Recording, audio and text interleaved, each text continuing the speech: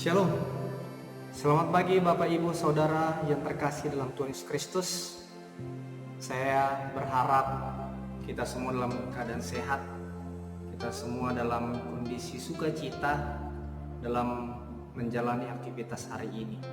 Sebelum mulai firman Tuhan, karena memang pada saat ini masih dalam nuansa kemerdekaan, biarlah kiranya sukacita kita tetap menyala-nyala ya dalam Tuhan.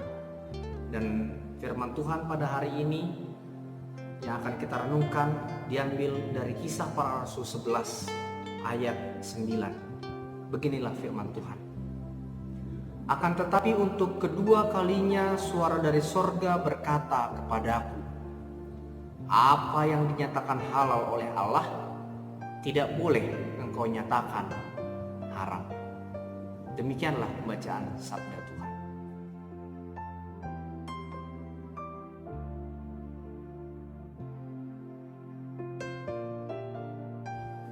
Saudara yang dikasihi oleh Tuhan Yesus Kristus, kehadiran kita sebagai manusia itu sungguh amat istimewa.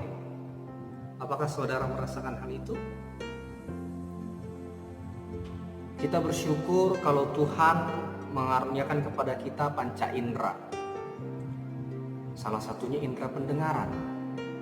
Tuhan berikan kita telinga, menolong kita agar kita dapat menerima informasi, bahkan berinteraksi dengan sama kita dalam dunia ini. Karena mau tidak mau, dalam kehidupan ini, interaksi dengan sesama tidak bisa kita hindarkan. Ini sudah menjadi sebuah kebutuhan yang mendarah daging dalam keseharian kita. Interaksi ini bisa jadi dengan keluarga kita, dengan teman kita, dengan pimpinan kita, atau bahkan dengan kekasih kita. Dan yang paling penting, kepada Tuhan yang menjadi pemilik kehidupan kita. Salah satu contoh yang bisa kita ambil adalah ketika seorang anak bertumbuh besar, dewasa, karena ia betul-betul mendengarkan perintah dari orang tuanya. Hal yang paling mendasar bagi seorang anak adalah ketika ia betul-betul mengikuti apa yang orang tua perintahkan kepadanya. Di Amsal pernah dikatakan, hai anakku, dengarkanlah didikan ayahmu dan jangan menyanyiakan ajaran ibu. Pedoman ini menjadi pegangan bagi seorang anak agar tetap memiliki keterikatan dengan orang tua. Sama halnya dengan kita. Kita pun harus memiliki keterikatan dengan Tuhan sebagai pemilik dan penguasa dalam bumi ini. Karena sejujurnya ini mengajarkan kita komunikasi, interaksi yang membangun relasi itu tidak bisa dimulai hanya dari satu sisi. Harus saling berkesinambungan, saling keterikatan antara anak dengan orang tua, antara Tuhan dengan kita sebagai umatnya. Mari kita lihat bagaimana respon Petrus dalam menghadapi tugas dan tanggung jawab panggilannya sebagai pemberita Injil.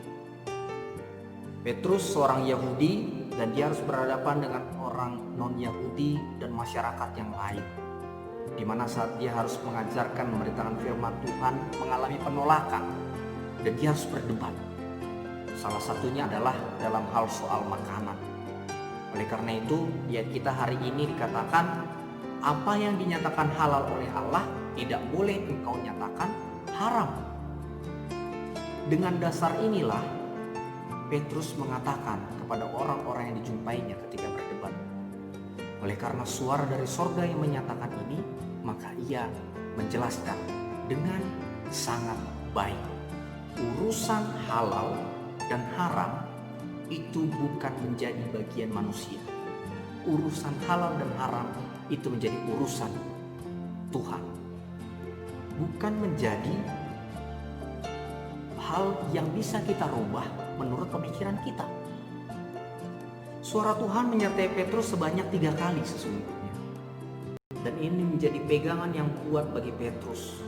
Kalau ternyata jikalau suara Tuhan menyertai Petrus, bagaimana dengan kita sebagai manusia? Pasti kita pun didampingi oleh suara Tuhan itu sendiri. Nah, persoalannya, apakah kita menyadari hal itu? Atau kita tidak membuka ruang dengan Tuhan, Sang Pemilik kehidupan kita? Menyuarakan kebenaran firman-Nya dengan kuasa Roh Kudus itu betul-betul menenteramkan dan mendamaikan hati. Dan ini menjadi dasar bagi kita. Jikalau apapun yang mau kita lakukan dalam satu hari, bahkan hari-hari ke depan, libatkanlah Tuhan, maka Dia akan mendampingi. Dan kita mungkin masih belum mengutamakan suaranya dalam dunia ini. Yang perlu kita lakukan adalah harus memiliki sikap kerendahan hati yang mau menyembah kepadanya, mau menyerahkan segala pergumulan kita kepada Tuhan. Bahkan dalam suasana saat ini, kita betul-betul harus menggantungkan diri kita kepada Tuhan, agar kiranya kuasa Roh Kudus menuntun, membimbing dan mengajari kita untuk bertindak dan berkata-kata sesuai dengan yang diinginkannya. Kita sebagai umat Kristen juga perlu fokus untuk tetap menggunakan indera pendengaran sebagai panduan untuk merasakan, memikirkan, bahkan melakukan segala sesuatu apapun sesuai dengan penyataannya. Inilah yang menjadi kekuatan bagi diri kita setiap saat. Oleh karena itu firman Tuhan pernah berkata, barang siapa bertelinga, hendaklah ia mendengar. Dengarkanlah suara Tuhan. Tuhan Yesus memberkati saudara sekalian. Amin. Kita berdoa. Terima kasih Tuhan untuk firman-Mu yang telah memberikan kami pemahaman bahwa mendengar akan suara-Mu adalah hal yang paling penting bagi diri kami. Berkatilah kami semua ya Tuhan ketika ingin memulai aktivitas dari pagi hari sampai pada malam hari, bahkan aktivitas kami di hari-hari yang berikutnya. Tuhan berikan sukacita walaupun kami dalam pergumulan. Tuhan berikan kami semangat walau kami dilanda perasaan yang lemah. Tapi kami percaya Tuhan, melalui firman Tuhan hari ini kami dimotivasi agar semakin kuat hanya di dalam nama-Mu. Terpujilah nama-Mu ya Tuhan Yesus Kristus.